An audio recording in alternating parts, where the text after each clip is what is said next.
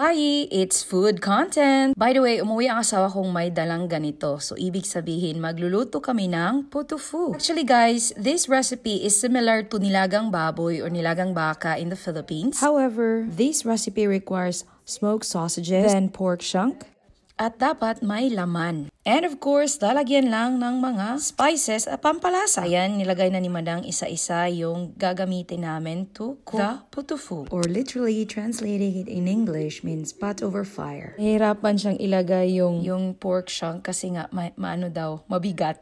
Sabi ko sa kanya, gusto mo maging assistant, kailangan mo akong tulungang ilagay yan. Very cooperative naman si Manang. If you're wondering kung ano yung mga kailangang vegetables, similar lang talaga siya sa nilaga sa Philippines. Kita lang to ng asawa ko sa tindahan at gusto niyang bilhin, pero hindi niya naisip na kailangan ng additional vegetables. Yan tuloy ang liliit ng carrots ko at saka yung patatas. So, nilagyan ko siya ng ground black pepper. Naglagay din